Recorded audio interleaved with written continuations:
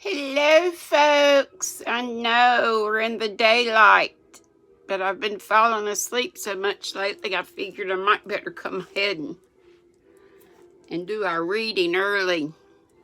So my lights are on, but it's nice and really it's not a real sunny day. It's been pretty overcast. Been nice outside today. Nice little breeze blowing. Everything.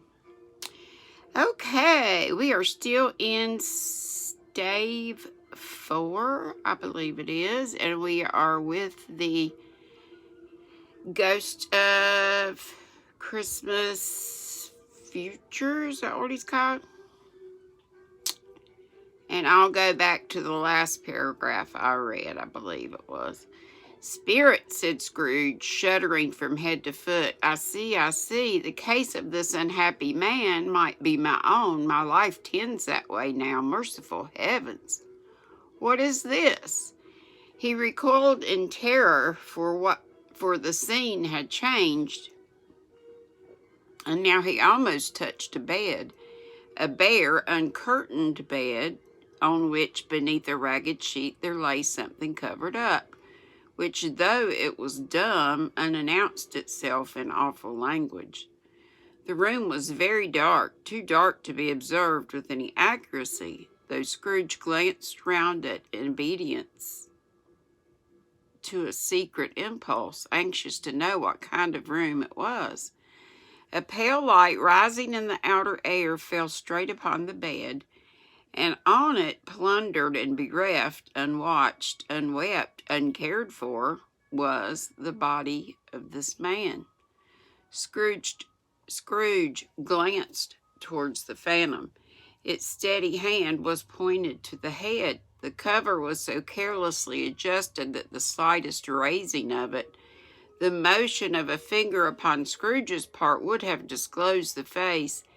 He thought of it, felt how easy it would be to do, and longed to do it, but had no more power to withdraw the veil than to dismiss the spectre at his side.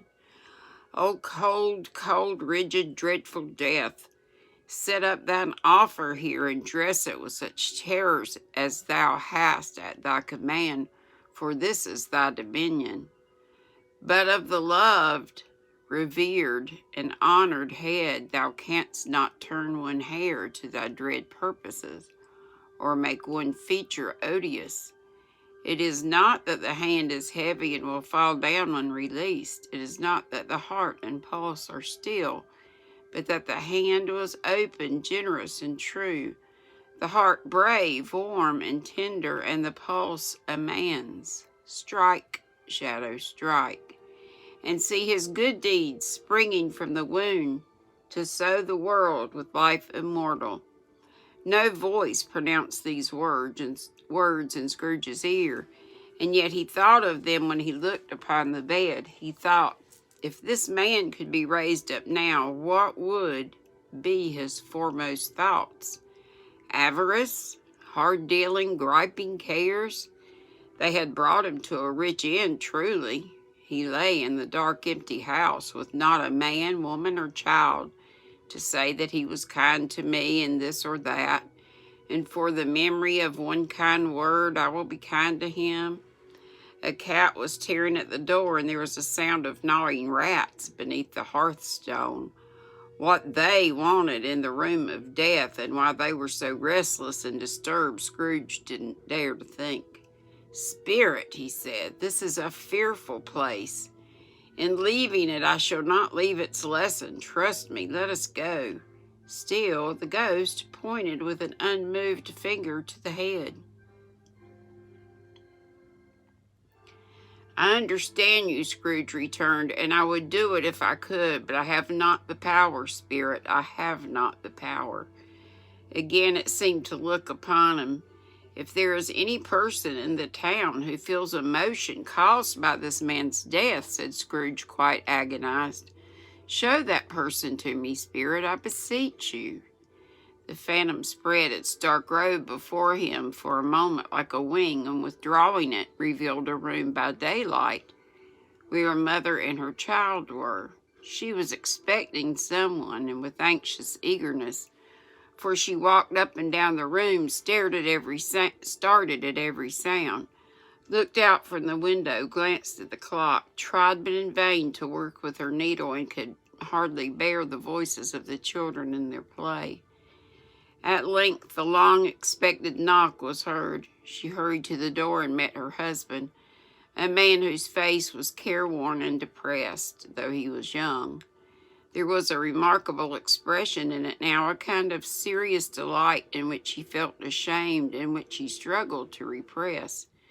He sat down to the dinner that had been hoarded for him by the fire, and when she asked him faintly what news, which was not until after a long silence, he appeared embarrassed how to answer. "Is it good," she said, "or bad to help him?" "Bad," he answered. "We are quite ruined?" "No, there is hope yet, Caroline." "If he relents," she said, amazed, "there is. Nothing is past hope if such a miracle has happened." "He is past relenting," said her husband. "He is dead." She was a mild and patient creature if her face spoke truth, but she was thankful in her soul to hear it, and she said so with clasped hands. She prayed forgiveness the next moment and was sorry, but the first was the emotion of her heart. "What the half-drunken woman whom I told you of last night said to me when I tried to see him and obtain a week's delay, and what I thought was a mere excuse to avoid me, turns out to have been quite true. He was not only very ill, but dying then." "To whom will our debt be transferred?"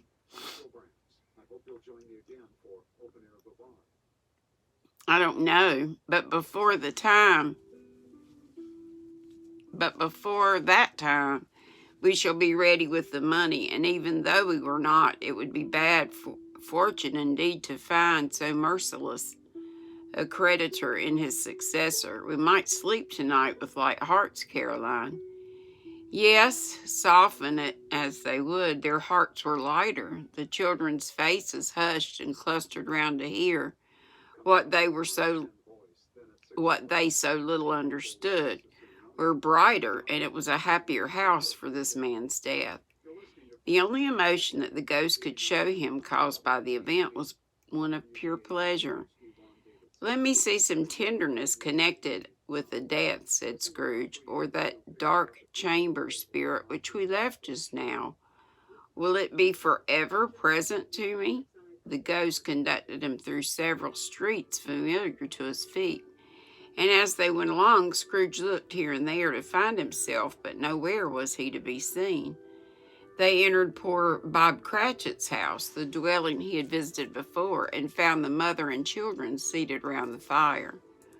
Quiet, very quiet. The noisy little Cratchits were as still as statues in one corner, and sat looking up at Peter, who had a book before him.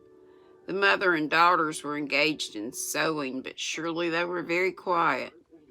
And he took a child and set him in the midst of things. Where had Scrooge heard these words? He had not dreamed them. The boy must have read them out as he and the spirit crossed the threshold. Why did he not go on? The mother laid her work upon the table and put her hand up to her face. "The color hurts my eyes," she said. "The color. Ah, poor Tiny Tim." "They're better now again," said Cratchit's wife. "It makes them weak by candlelight, and I wouldn't show weak eyes to your father when he comes home for the world. It must be near his time." "Past it, rather," Peter answered, shutting up his book. "But I think he has walked a little slower than he used these last few evenings, Mother."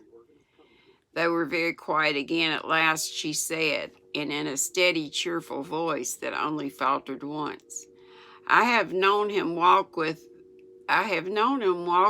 Tiny Tim upon his shoulder very fast indeed." "And so have I," cried Peter, "often." "And so have I," exclaimed another. So had all. "But he was very light to carry," she resumed, intent upon her work, "and his father loved him so that it was no trouble. And there is your father at the door." She hurried out to meet him and little Bob and his comforter. He had need of it, poor fellow, came in. His tea was ready for him on the hob, and they all tried who should help him to it most. Then the two young Cratchits got upon his knees and laid each child a little cheek against his face, as if they said, "Don't mind it, Father, don't be grieved." Bob was very cheerful with them and spoke pleasantly to all the family. He looked at the work upon the table and praised the industry and speed of Mrs. Cratchit. And the girls, they would be done long before Sunday, he said. "Sunday? You went today, then, Robert?" said his wife. "Yes, my dear," returned Bob. "I wish you could have gone. It would have done you good to see how green a place it is. But you'll see it often. I promised him that I would walk there on a Sunday." "My little child," cried Bob, "my little child." He broke down all at once. He couldn't help it. If he could have helped it, he and his child would have been farther apart, perhaps, than they were. He left the room and went upstairs into the room above, which was lighted cheerfully and hung with Christmas. There was a chair set close beside the child, and there were signs of someone having been there lately. Poor Bob sat down on it, and when he thought a little and composed himself, he kissed the little face. He was reconciled to what had happened and went down quite happy again. They drew about the fire and talked, the girls and mother working still. Bob told them of the extraordinary kindness of Mr. Scrooge's nephew, whom he had scarcely seen but once, and who, meeting him in the street that day, and seeing that he looked just a little down, said Bob, inquired what had happened to distress him. On which said Bob, for he is the pleasantest spoken gentleman you've ever heard, and I told him, "I'm heartily sorry for it, Mr. Cratchit," he said, "and heartily sorry for your good wife." By the by, now, how he ever knew that, I don't know. "Knew what, my dear?" "Why, that you were a good wife," replied Bob. "Everybody knows that," said Peter. "Very well observed, my boy," cried Bob. "I hope they do." "Heartily sorry," he said, "for your good wife. If I can be of service to you in any way," he said, giving me his card, "that's where I live. Pray, come to me."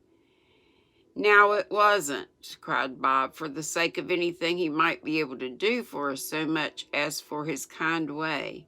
That was quite delightful. It really seemed as if he had known our Tiny Tim and felt with us." "I'm sure he's a good soul," said Mrs. Cratchit. "You would be surer of it, my dear," returned Bob, "if you saw and spoke to him. I shouldn't be at all surprised, mark what I say, if he got Peter a better situation." "Only hear that, Peter," said Mrs. Cratchit. "And then," cried one of the girls, "Peter will be keeping company with someone and setting up for himself." "Get along with you," retorted Peter, grinning. "It's just as likely as not," said Bob. "One of these days, though, there's plenty of time for that, my dear. But however and whenever we part from one another, I'm sure we shall none of us forget poor Tiny Tim, shall we? Or this first parting that was among us." "Never, Father," cried they all. "And I know," said Bob, "I know, my dears, that when we recollect how patient and how mild he was, although he was a little child, we shall not quarrel easily among ourselves, and forget poor Tiny Tim in doing it." "No, never, Father," they all cried again. "I'm very happy," said Bob. "I'm very happy." Mrs. Cratchit kissed him, his daughters kissed him, the two young Cratchits kissed him, and Peter and himself shook hands. "Spirit of Tiny Tim, thy childish essence was from God." "Spectre," said Scrooge. Something informs me that our parting moment is at hand. I know, but I know not how. Tell me what man that was whom we saw lying dead. The ghost of Christmas yet to come conveyed him as before, though at a different time, he thought. Indeed, there seemed no order in these latter visions, save that they were in the future, into the resorts of business men, but showed him not himself. Indeed, the spirit did not stay for anything, but went straight on, as to the end just now desired, until besought by Scrooge to tarry for a moment. "This court," said Scrooge, "through which we hurry now, is where my place of occupation is, and has been for a length of time. I see the house. Let me behold what I shall be in days to come." The spirit stopped. The hand was pointed elsewhere. "The house is yonder," Scrooge exclaimed. "Why do you point away?"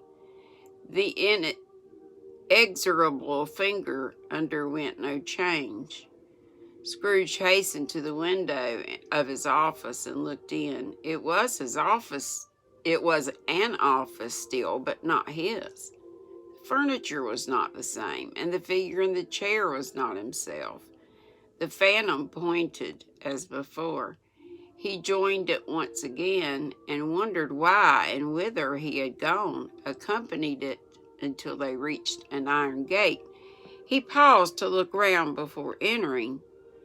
A churchyard.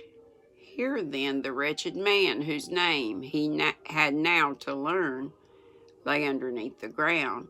It was a worthy place, walled in by houses, overrun by grass and weeds, the growth of vegetation's death, not life, choked up with too much bearing, fat with repleted appetite, a worthy place. The spirit stood among the graves and pointed down to one. He advanced towards it, trembling. The phantom was exactly as it had been, but he dreaded that he saw new meaning in its solemn shape. "Before I draw nearer to that stone to which you point," said Scrooge, "answer me one question. Are these the shadows of things that will be, or are they shadows of the things that may be only?" Still the ghost pointed downward to the grave by which it stood. "Men's courses will foreshadow certain ends to which, if persevered in, they must lead," said Scrooge. "But if the courses be departed from, the ends will change. Say it thus, with what you show me." The spirit was immovable as ever. Scrooge crept towards it, trembling as he went, and followed the finger and read upon the stone of the neglected grave his own name, Ebenezer Scrooge. "Am I the man who lay upon the bed?" he cried upon his knees. The finger pointed from the grave to him and back again. "No, spirit, oh no, no." The finger still was there. "Spirit," he cried, tight clutching at its robe, "hear me, I'm not the man I was. I will not be the man I must have been but for this intercourse. Why show me this if I'm past all hope?" For the first time the hand appeared to shake. "Good spirit," he pursued, as down upon the ground he fell before it, "your nature intercedes for me and pities me. Assure me that I yet may change these shadows you have shown me by an altered life." The kind hand trembled. "I will honor Christmas in my heart and try to keep it all the year. I will live in the past, the present, and the future. The spirits of all three shall strive within me. I will not shut out the lessons that they teach. Oh, tell me I may sponge away the writing on the stone." In his agony he caught the spectral hand. It sought to free itself, but he was strong in his entreaty and detained it. The spirit, stronger yet, repulsed him. holding up his hands in a last prayer to have his fate reversed. He saw an alteration in the Phantom's hood and dress. It shrunk, collapsed, and dwindled down into a bedpost. And that's all of Stave 4. So we'll stop there. We'll be at Stave 5, which is called the end of it. We're moving right along, aren't we? Okay, boys and girls, Granny's going to get in here, and hopefully I've been working on whips. Whips today. Whips and whips. That baby blanket, you know, I've got 2 going, one knitted and one crocheted. And I've got several other things going, like the very first shawl that I showed you in my very first episode of my channel. And I still have that cowl right here. Very first one. I have not worked on it one iota. And you know, I decided to make a bag out of it, and it's so pretty. It's just I'll work on other things. And this linen stitch, which is so easy, all it is a slip stitch and a knit stitch. Slip stitch and a knit stitch. Isn't it pretty though? And I am getting behind on my Yarnier boxes. My last Yarnier was, I think I showed it to you. I'm not sure if I did or not. It had a beautiful turquoise, like a t-shirt yarn, and we're supposed to make baskets out of it. Well, they were really like covers for plant baskets, but I'm just going to use them as baskets to put, guess what, in? Yarn. I had this radio on low, so I hope it didn't interfere with my reading. If it did, make sure you let me know. I'll listen to it too, and if I think it's too bad, I'll reread. But anywho, love to all. Hope you're having a good weekend. Get lots of crochet or knitting or spinning or whatever creative thing you do. And I'll see you later. Oh, it's my little baby's birthday today. My youngest grandbaby, Jules. Today is 8/10, and she was born 2012. So her birth date is 8/10/12. I should be able to remember that, right? She's a cutie pie, my little Jules, my little toe-headed baby, I call her, my little blondie. Lindsay was looking at a picture of me when I was like about 5 years old at Mom's house, and it looked for the world like Jules. So Lindsay was pointing that out. Hadn't heard from the manager lately. I just talked to her mom today, sang to Jules on the phone, poor baby. It turned to her granny singing. But, so like I said, I'm sure she's playing around with her buddies until it's time to go back to school. I believe Lindsay said they go back to school this coming week. So anywho, bye-bye. Love to you all. Mwah. Be sweet. Don't be ugly. Bye-bye.